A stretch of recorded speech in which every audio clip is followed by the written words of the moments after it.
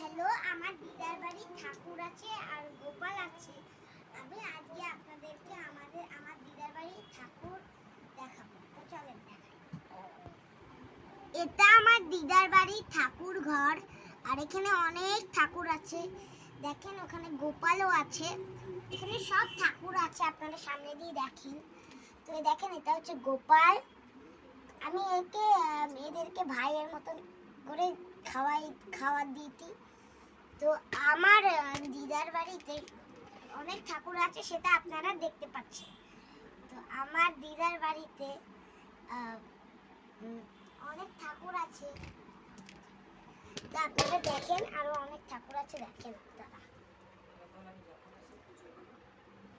আমি যখন আসি তখন আমি গোপাল টোপালদেরকে পুজো টুজো দিই, সব ঠাকুরকেই পুজো দিই। তো অনেক পুজো দিই। তো ওই জন্যে আমি এখানে মানে এটা আমার দিদার ঠাকুর ঘর, আমি আগেই বলেছি। আর আমার দিদার অনেক ঠাকুর আছে, তা আমি পরের ভিডিওতে দেখি। লাইক শেয়ার সাবস্ক্রাইব করতে ভুলবেন না।